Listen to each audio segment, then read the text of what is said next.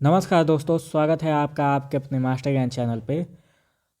अभी हम देखने वाले हैं जो आज आप लोगों का एग्ज़ाम है BA third semester public administration का मोस्ट इम्पॉर्टेंट एमसीक्यू क्वेश्चन, जिसमें टोटल 50 एमसीक्यू क्वेश्चन है। वीडियो मोस्ट इम्पॉर्टेंट होने वाली है। इस वीडियो से 100% गारंटी है कि आपके एग्ज़ाम में प्रश्न पूछे जाएंगे। और इस वीडियो थोड़ा सा बड़ा है, तो आप वीडियो को समझ के अगर हो सके टाइम रहे तो 2 बार देख लीजिएगा। और एक प्रीवियस ईयर मैंने कम्युनिटी पोस्ट पे डाला है, उस वीडियो को भी देख लीजिएगा, ठीक है। और कम्युनिटी पोस्ट पे मैं कुछ क्वेश्चन जो इसमें नहीं रख पाया हूँ उसको डाल दूँगा, वहाँ से भी 100% आपके एग्ज़ाम में क्वेश्चन आएंगे, ठीक है।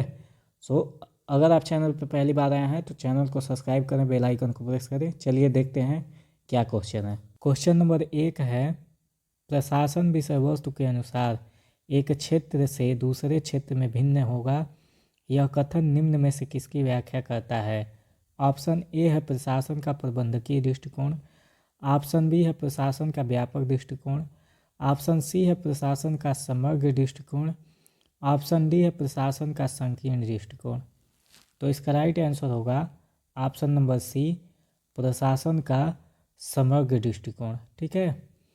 क्वेश्चन नंबर 2 है, निम्नलिखित में से किन्होंने प्रशासन के प्रबंधकीय दृष्टिकोण का समर्थन किया। ऑप्शन नंबर 1 है एल.डी. वाइट, ऑप्शन नंबर 2 है हर्बर्ट साइमन, ऑप्शन नंबर 3 है एल. गुलिक यानी लूथर गुलिक, और ऑप्शन नंबर 4 है स्मिथबर्ग व थॉमसन। तो इसका राइट आंसर होगा ऑप्शन नंबर डी, 2, 3 और 4, यानी प्रबंधकीय दृष्टिकोण का समर्थन किसने किया। हर्बर्ट साइमन, लूथर गुलिक और स्मिथबर्ग एवं थॉमसन ने। क्वेश्चन नंबर 3 है, प्रशासन में वे दस्ती, लिपिक, प्रबंधकीय और तकनीकी गतिविधियां शामिल हैं जो एक उद्देश्य को पूरा करने के लिए की जाती हैं। ये हैं, तो प्रशासन का कौन सा दृष्टिकोण है। ऑप्शन ए है प्रशासन का व्यापक दृष्टिकोण, ऑप्शन बी है प्रशासन का समग्र दृष्टिकोण, ऑप्शन सी है प्रशासन का संकीर्ण दृष्टिकोण, ऑप्शन डी है प्रशासन का प्रबंधकीय दृष्टिकोण। क्वेश्चन नंबर 3 का राइट आंसर होगा ऑप्शन नंबर डी, प्रशासन का प्रबंधकीय दृष्टिकोण।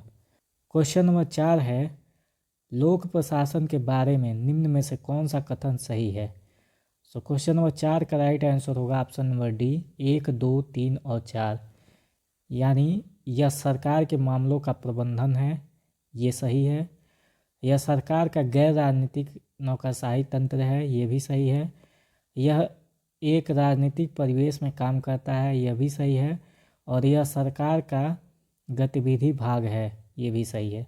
तो ये सारे चारों ऑप्शन सही हैं। क्वेश्चन नंबर 5 है, किसने यह घोषणा की, अगर हमारी सभ्यता असफल होती है तो यह मुख्य रूप से प्रशासन के पतन की वजह से होगी। मोस्ट इम्पॉर्टेंट क्वेश्चन है। क्वेश्चन नंबर 5 का राइट आंसर होगा ऑप्शन नंबर सी, डानहैम ने, ठीक है। ये कथन डानहैम का है, ठीक है। क्वेश्चन नंबर 6 देखते हैं, लोक प्रशासन आधुनिक सरकार की समस्या का मर्म है, यह किसने कहा है। मोस्ट इम्पॉर्टेंट क्वेश्चन ये भी है।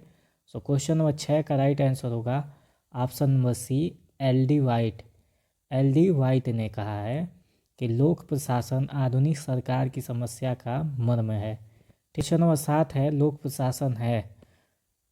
तो क्वेश्चन नंबर 7 का राइट आंसर होगा ऑप्शन नंबर सी, 1, 2, 3, 4 व 5, ये सभी है। यानी क्या है, लोक प्रशासन सरकार का आधार है, लोक प्रशासन राष्ट्रीय एकीकरण का औजार है, लोक प्रशासन समाज में स्थितीकरण की एक शक्ति है, लोक प्रशासन सेवाएं उपलब्ध कराने का औजार है, और लोक प्रशासन मानव संसाधन विकास का एक औजार है। क्वेश्चन नंबर 8 है, एक अनुशासन के रूप में लोक प्रशासन के उद्भव के प्रथम चरणों में से निम्न में से कौन सी प्रमुख विषय वस्तु थी। तो ऑप्शन नंबर 1 है राजनीति और प्रशासन में अलगाव, ऑप्शन नंबर 2 है प्रशासन के सिद्धांत, ऑप्शन नंबर 3 है लोक प्रशासन एक मूल्य मुक्त विषय बन सकता है, ऑप्शन 4 है लोक नीति निर्माण का अध्ययन, ऑप्शन 5 है कुशलता और अर्थव्यवस्था लोक प्रशासन के आदर्श है। सो क्वेश्चन नंबर 8 का राइट आंसर होगा ऑप्शन नंबर ए 1, 3 और 5। 1, राजनीति और प्रशासन में अलगाव। 3, लोक प्रशासन एक मूल्य मुक्त विज्ञान बन सकता है। और 5, यह कुशलता और अर्थव्यवस्था लोक प्रशासन के आदर्श हैं। नंबर 9 है, निम्नलिखित में से कौन से प्रशासनिक चिंतक लोक और निजी प्रशासनों में भेद नहीं करते हैं। ऑप्शन 1 है हेनरी फेयोल, ऑप्शन 2 है एल उर्बिक, ऑप्शन 3 है हर्बर्ट साइमन, ऑप्शन 4 है MP फॉलेट। तो आपको इसका राइट आंसर बताना है। इसका राइट आंसर होगा ऑप्शन नंबर डी 1, 2 और 4। 1 यानी हेनरी फेयोल, 2 एल उर्बिक और 4 MP फॉलेट। ये तीनों लोग लोक प्रशासन और निजी प्रशासन में भेद नहीं करते हैं। लोक प्रशासन और निजी प्रशासन में कौन भेद करता है? हर्बर्ट साइमन भेद करते हैं। ठीक है, तो ये क्वेश्चन नंबर 10 है, वुडरो विल्सन का नाम निम्न में से किस कथन से जुड़ा है। ऑप्शन 1 है लोक प्रशासन के अनुशासन के संस्थापक, ऑप्शन 2 है राजनीति प्रशासन द्विविभाजन के जन्मदाता, ऑप्शन 3 है प्रशासन का अध्ययन नामक लेख के रचयिता, ऑप्शन 4 है एक संविधान की रचना से उसे चलाना कहीं अधिक मुश्किल होने जा रहा है। सो क्वेश्चन नंबर 10 का राइट आंसर होगा ऑप्शन नंबर डी 1, 2, 3 और 4। ये सभी जो चारों ऑप्शन दिया है ये वुडरो विल्सन के साथ जुड़ा है। कैसे? वुडरो विल्सन ने लोक प्रशासन के अनुशासन के संस्थापक, ठीक है, यानी father of public administration Woodrow Wilson है। ठीक है, वुडरो विल्सन को कहा जाता है। प्रशासन को राजनीति से अलग किया था। ठीक है, उन्होंने प्रशासन का अध्ययन नामक एक बुक लिखा, स्टडी ऑफ पब्लिक एडमिनिस्ट्रेशन, और उन्होंने उनका एक फेमस कथन है, एक संविधान की रचना करने से उसे चलाना कहीं अधिक मुश्किल हो जाता है। ठीक है, तो ये चारों बात आप लोग याद रखिएगा। सबसे मोस्ट इम्पॉर्टेंट बात है कि father of public administration Woodrow Wilson को कहा जाता है। ठीक है, क्वेश्चन नंबर 11 है, राजनीति का नाता राज्य की इच्छा की अभिव्यक्ति से है, जबकि लोक प्रशासन का सरोकार इन नीतियों को लागू करने से है, यह किसने कहा। सो क्वेश्चन नंबर 11 का राइट आंसर होगा ऑप्शन नंबर बी, फ्रैंक जे गुडनाव ने कहा था। ठीक, क्वेश्चन नंबर 12 है, निम्न में से कौन सा सही सुमेलित है। ऑप्शन ए है general and industrial management 1914, option B है principle of scientific management 1912, option C है एडमिनिस्ट्रेटिव बिहेवियर 1957, ऑप्शन डी है ecology of public administration 1961। So question number 12 का राइट आंसर होगा option number D, ecology of public administration 1961। ये सही सुमेलित है। ठीक है, क्वेश्चन नंबर 13 है, एक अनुशासन के रूप में लोक प्रशासन के निम्न चरणों को कालानुक्रम में व्यवस्थित करें। मोस्ट इम्पॉर्टेंट क्वेश्चन है और इस क्वेश्चन को आप लोग ध्यान से समझ लीजिए। ठीक है, क्योंकि यहाँ से आपके एग्जाम में घुमा के क्वेश्चन भी पूछेगा। ऑप्शन 1 है सिद्धांत दृष्टिकोण, ऑप्शन 2 है लोक नीति दृष्टिकोण, ऑप्शन 3 है प्रशासनिक व्यवहार, ऑप्शन 4 है राजनीतिक प्रशासन द्विविभाजन, ऑप्शन 5 है परिवेशी दृष्टिकोण। सो क्वेश्चन नंबर 13 का राइट आंसर होगा ऑप्शन नंबर सी 4, 1, 3, 5, 2। ठीक है, यानी सबसे पहले राजनीतिक प्रशासन द्विविभाजन हुआ था। कब हुआ था? 1887 ईस्वी में। ठीक है, इसको आप लोग याद रख लीजिएगा। उसके बाद है सिद्धांत दृष्टिकोण, इसके बाद उसका सिद्धांत बना था 1927 से लेके 1937 तक। ठीक है, उसके बाद 3 प्रशासनिक व्यवहार। ठीक है, उसके बाद 5 परिवेशी दृष्टिकोण, उसके बाद लास्ट में लोक नीति दृष्टिकोण आता है। ठीक है, क्वेश्चन नंबर 14 है, निम्न में से कौन सा जोड़ा असुमेलित है, मतलब बताना है कौन सही सुमेलित नहीं है। ऑप्शन ए है नौ लोक प्रशासन ड्वाइट वाल्डो, ऑप्शन बी है विकास प्रशासन एडवर्ड वीडनर, ऑप्शन सी है तुलनात्मक लोक प्रशासन FW रिक्स, ऑप्शन डी है प्रशासनिक विकास Robert Dahl. So question number 14 का राइट आंसर होगा ऑप्शन नंबर डी, प्रशासनिक विकास रॉबर्ट डॉल का नहीं है। ठीक है, ये क्वेश्चन मतलब ये कथन सही सुमेलित नहीं है। ठीक है, प्रशासन द्वाइट बाल्डो का है, विकास प्रशासन एडवर्ड विडनर हैं, और तुलनात्मक लोक प्रशासन FW रिक्स से संबंधित है। क्वेश्चन नंबर 15 है, FW रिक्स के अनुसार तुलनात्मक लोक प्रशासन में मौजूदा प्रवृत्तियां हैं। ऑप्शन 1 है मानक से आनुभाविक, ऑप्शन 2 है चित्राक्षरीय से विधि संबंधी, ऑप्शन 3 है अनुभाविक से मानक, ऑप्शन 4 है परिवेशी से गैर परिवेशी, ऑप्शन 5 है गैर परिवेशी से परिवेशी। सो क्वेश्चन नंबर 15 का राइट आंसर होगा ऑप्शन नंबर डी, 1, 2 और 5। 1 मतलब मानक से अनुभाविक, 2 मतलब त्रिचित्राक्षरीय से विधि संबंधी, और 5 मतलब गैर परिवेशी से परिवेशी। ठीक है, क्वेश्चन नंबर 16 है, लोक प्रशासन में परिवेशी दृष्टिकोण की शुरुआत किसके द्वारा की गई थी? तो इसका राइट आंसर होगा ऑप्शन नंबर ए, JM ग्रास व RK डहल। ठीक है, इनके द्वारा लोक प्रशासन में परिवेशी दृष्टिकोण की शुरुआत की गई। क्वेश्चन नंबर 17 है, निम्न पुस्तकों में से कौन सी 1927 और 1937 के बीच में, यानी उस दौर में प्रकाशित हुई जब मुख्य रूप से मान्यता यह थी कि प्रशासन के कुछ निश्चित नियम होते हैं? तो पहला पुस्तक है प्रिंसिपल ऑफ पब्लिक एडमिनिस्ट्रेशन, दूसरा पुस्तक है इंडस्ट्रियल एंड जनरल मैनेजमेंट, तीसरा है प्रिंसिपल ऑफ ऑर्गेनाइजेशन, चौथा है introduction to the study of public administration, पांचवा है papers on the science of administration. So question number 17 का राइट आंसर होगा ऑप्शन नंबर डी, 1 और 5, यानी प्रिंसिपल ऑफ पब्लिक एडमिनिस्ट्रेशन और paper on the science of administration. ये 2 पुस्तक उस समय क्या हुआ था, उसके बीच में आया था, 1927 और 1937 के बीच में। ठीक है, क्वेश्चन नंबर 18 है, 9 लोक प्रशासन की वृद्धि और उदय के इन मील के पत्थरों को सही क्रम में व्यवस्थित करें। ऑप्शन ए है फिलाडेल्फिया सम्मेलन, ऑप्शन 2 है हनी रिपोर्ट, ऑप्शन 3 है मीनोब्रुक सम्मेलन, ऑप्शन 4 है public administration in A time of turbulence का प्रकाशन, ऑप्शन 5 है toward a new public administration का प्रकाशन। सो क्वेश्चन नंबर 18 का राइट आंसर होगा ऑप्शन नंबर सी, 2, यानी सबसे पहले हनी रिपोर्ट आई थी। ठीक है, उसके बाद 1, उसके बाद फिलाडेल्फिया सम्मेलन हुआ था। ठीक है, उसके बाद 3, फिर उसके बाद मीनोब्रुक सम्मेलन हुआ। ठीक है, उसके बाद 5 toward a new public administration का प्रकाशन हुआ, और सबसे लास्ट में public administration in A time of turbulence का प्रकाशन हुआ था। क्वेश्चन नंबर 19 है, निम्नलिखित में से किसका संबंध नव मानव संबंध दृष्टिकोण से नहीं है?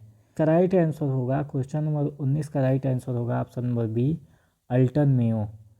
क्वेश्चन नंबर 20 है, निम्नलिखित में से कौन जोड़ा गलत तरीके से मिलाया हुआ है? ऑप्शन ए है समग्र दृष्टिकोण दिमार्क, ऑप्शन बी है व्यापक दृष्टिकोण बिलोबी, ऑप्शन सी है संकीर्ण दृष्टिकोण साइमन, ऑप्शन डी है प्रबंधकीय दृष्टिकोण साइमन। सो क्वेश्चन नंबर 20 का राइट आंसर होगा ऑप्शन नंबर बी, व्यापक दृष्टिकोण बिलोबी। ये गलत तरीके से मिलाया गया है। ठीक है, समग्र दृष्टिकोण दिमार्क का है, संकीर्ण दृष्टिकोण हर्बर्ट साइमन, प्रबंधकीय दृष्टिकोण हर्बर्ट साइमन।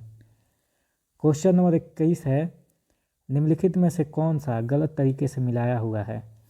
ऑप्शन ए है the purpose of administration 1946, option B है element of public administration 1946, option C है the administrative state 1947, option D है the science of public administration 3 problem 1947।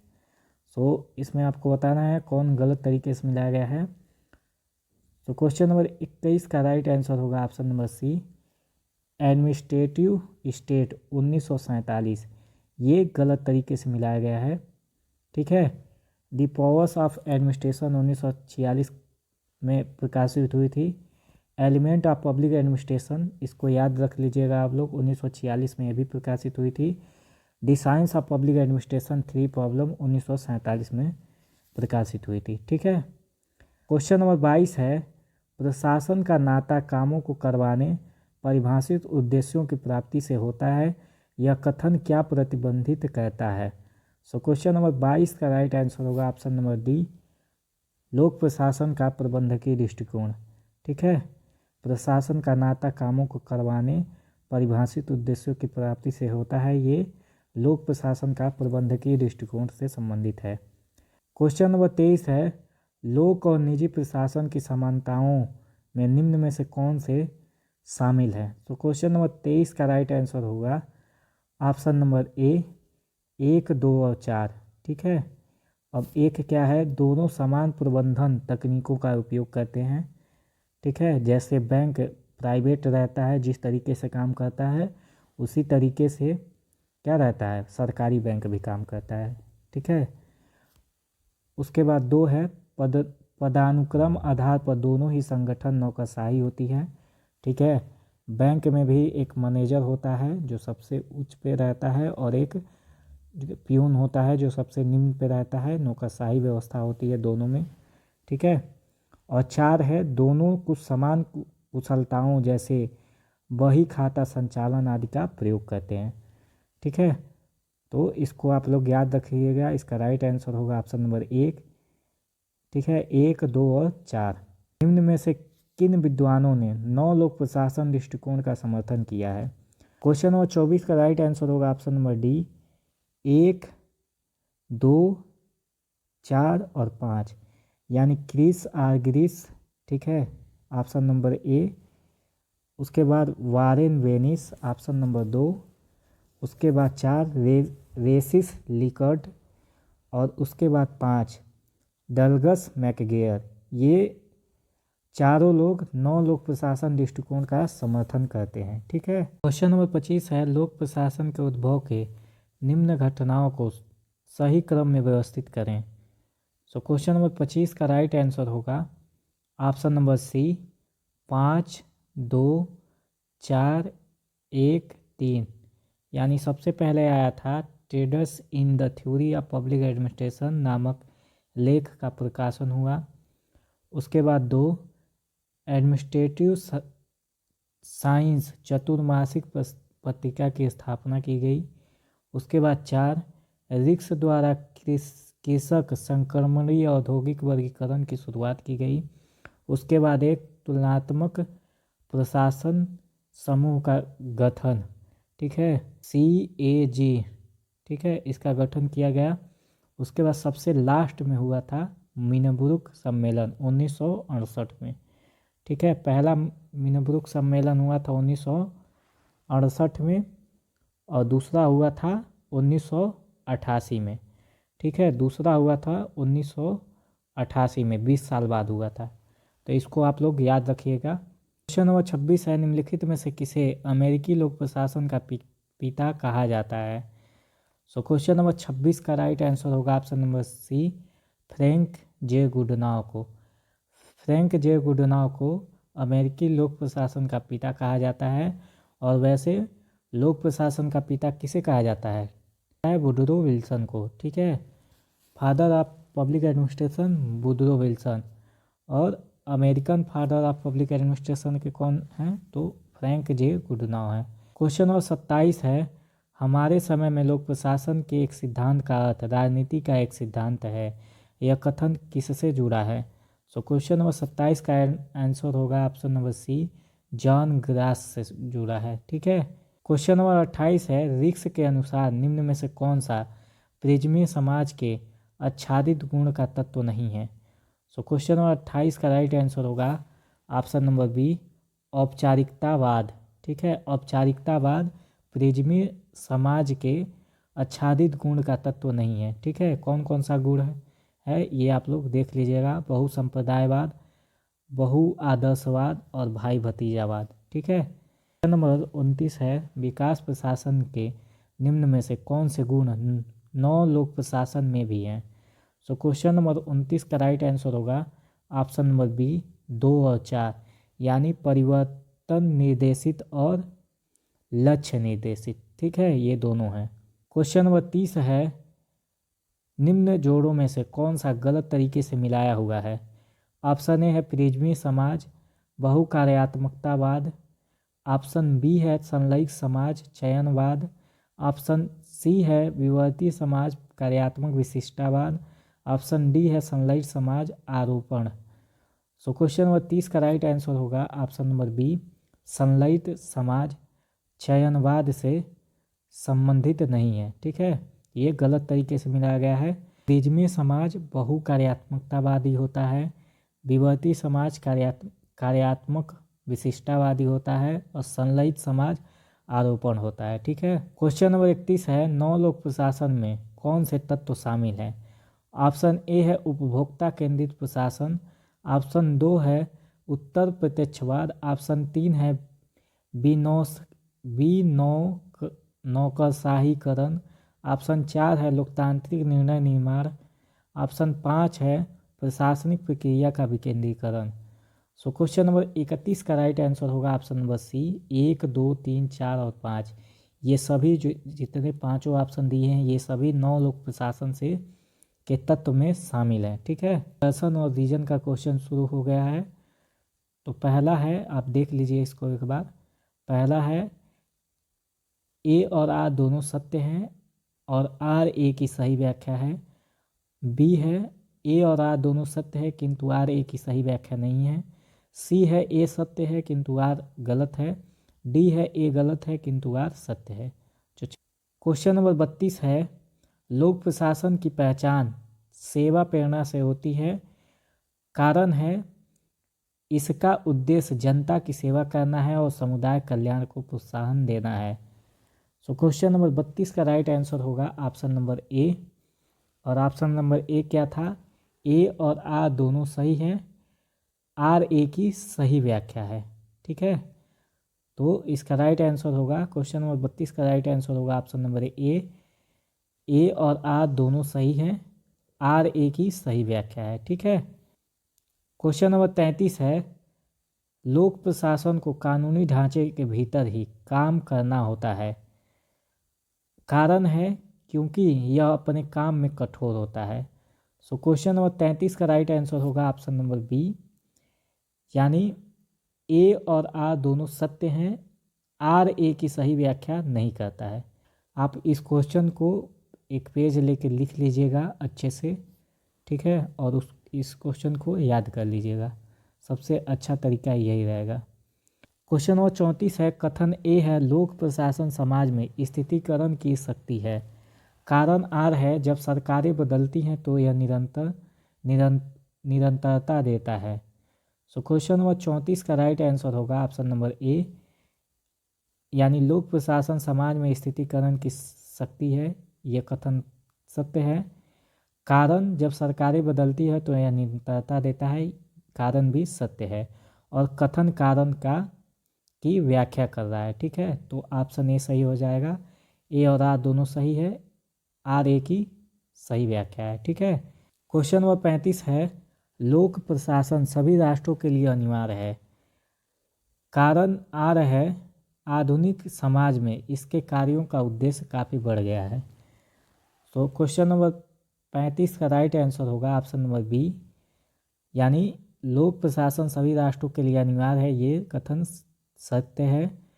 कारण आधुनिक समाज में इसके कार्यों का उद्देश्य काफ़ी बढ़ गया है, कारण भी सत्य है, पर कथन जो कारण है वो कथन की सही व्याख्या नहीं कर रहा है। ठीक है, तो इसलिए इसका राइट आंसर हो जाएगा ऑप्शन नंबर बी, ए और आर दोनों सही है, आर ए की सही व्याख्या नहीं है। क्वेश्चन नंबर 36 है, कथन ए 1926 में एल डी वाइट की introduction to the study of public administration प्रकाशित हुई, कथन ए सत्य है। कारण आर है इसके प्रकाशन के साथ ही लोक प्रशासन को एकेडमिक वैधता मिल गई, कारण आर भी सत्य है। ठीक है, सो इसका राइट आंसर होगा क्वेश्चन नंबर 36 का राइट आंसर होगा ऑप्शन नंबर बी, ए और आर दोनों सत्य है पर आर ए की सही व्याख्या नहीं है। क्वेश्चन नंबर 37 है, एच ए साइमन ने प्रशासन के सिद्धांतों को खारिज किया। ठीक है, तो ये कथन सत्य है, कथन ए सत्य है। एच ए साइमन ने प्रशासन को के सिद्धांतों को खारिज किया था। कारण आर है उन्होंने उन्हें कहावतों के रूप में देखा, तो कारण आर भी सही है। ठीक है, तो एच जे साइमन जो थे वो प्रशासन के सिद्धांतों को कहावत के रूप में देखते थे या कहावत कहते थे। ठीक है, तो अगर जहाँ आपसे पूछे कहावत प्रशासन के सिद्धांत को किसने कहावत कहा, ठीक है, तो वहाँ पे आप साइमन मार के आ जाइएगा, एक क्वेश्चन यहाँ से बन जाएगा।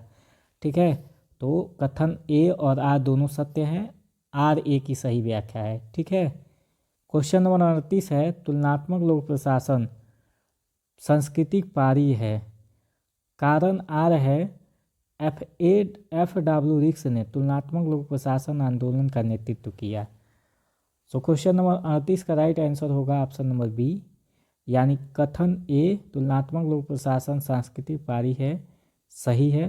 कारण आर डब्ल्यू रिक्स ने तुलनात्मक लोक प्रशासन आंदोलन का नेतृत्व किया, कारण आर भी सही है, पर आर ए की सही व्याख्या नहीं है, इसलिए इसका राइट आंसर होगा बी। क्वेश्चन नंबर 39 है, वुडरो विल्सन को लोक प्रशासन के अनुशासन का पिता माना जाता है। तो ये कथन सत्य है।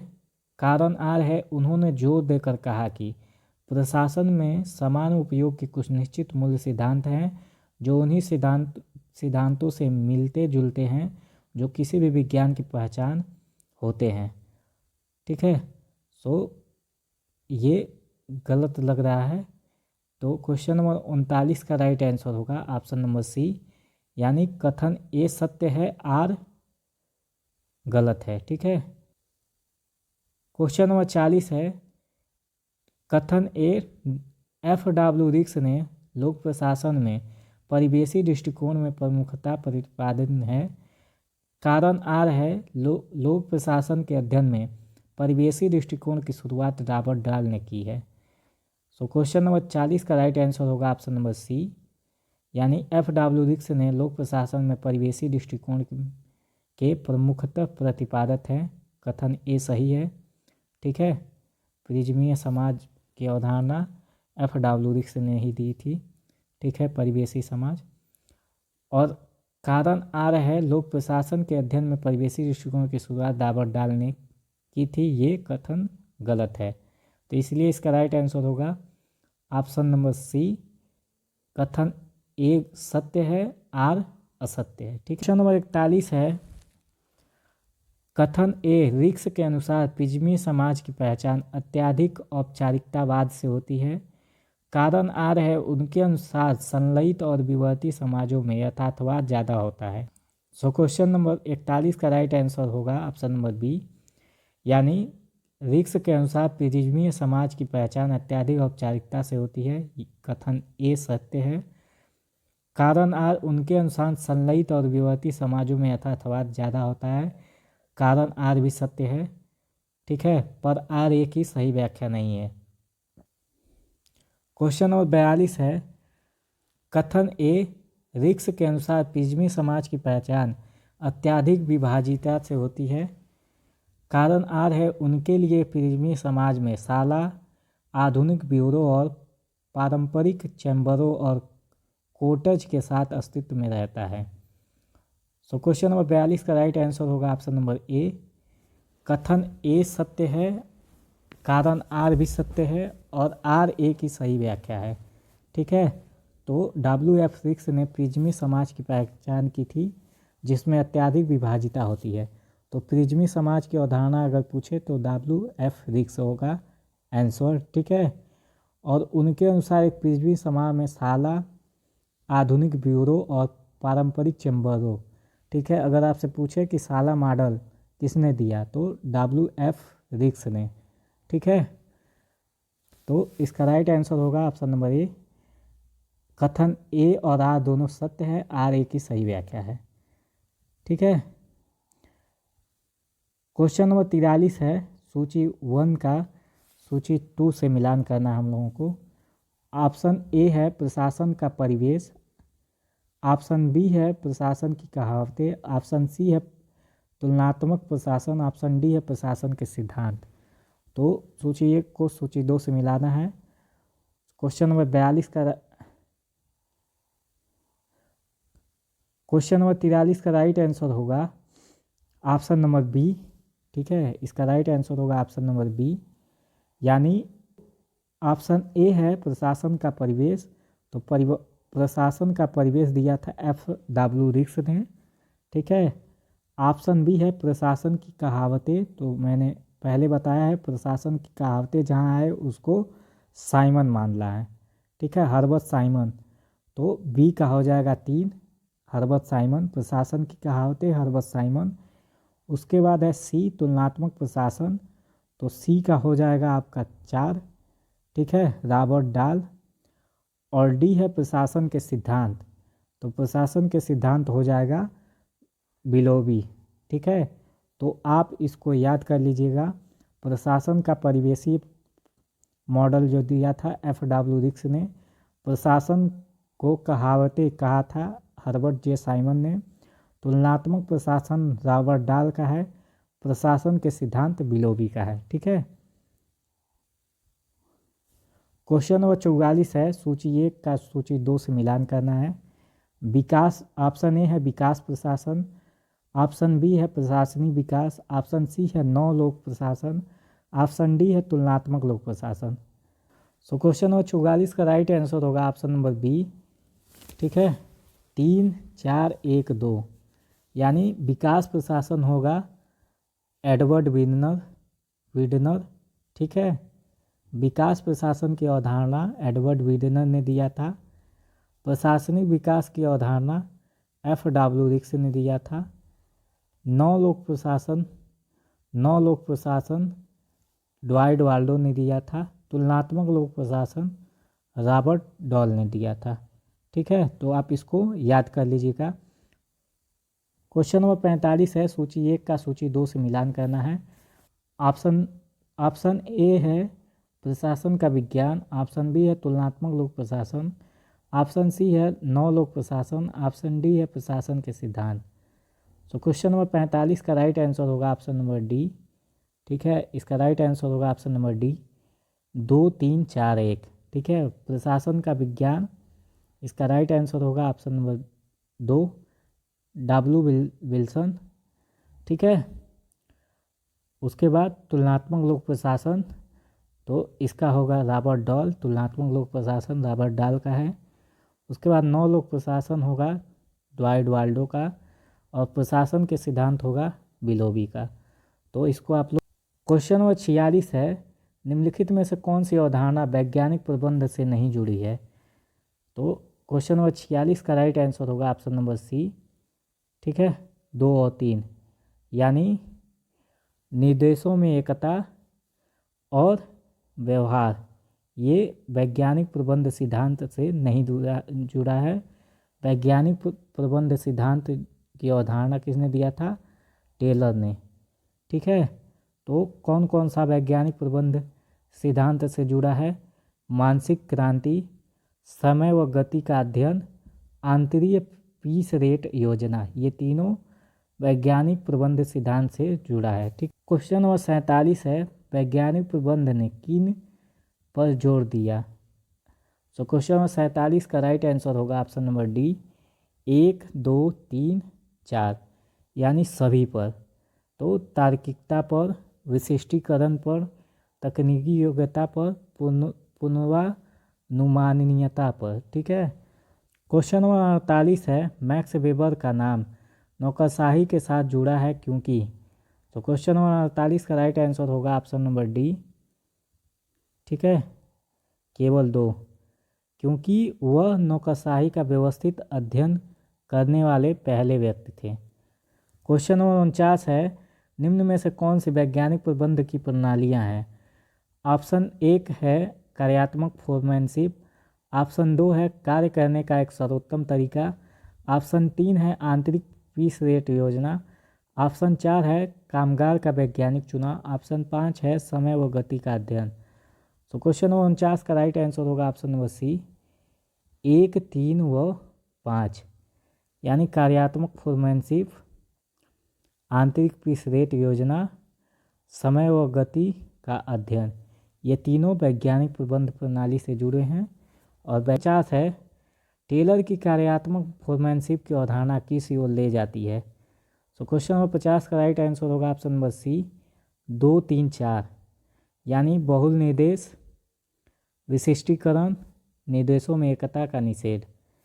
सो आई होप आप लोगों का एग्ज़ाम बहुत अच्छा जाए, और अगर आप चैनल पर पहली बार आए हैं तो चैनल को सब्सक्राइब कर लीजिए, और इस वीडियो को जितना हो सके अपने दोस्तों के साथ शेयर कर दीजिए, क्योंकि इसमें से 100% गारंटी के क्वेश्चन आएंगे। और अगर फिर जैसे पहले क्वेश्चन बनाया था, ठीक है, अगर फिर वैसे ही क्वेश्चन बना देता है तो ये वीडियो आपके लिए बहुत लाभदायक होगा, ठीक है।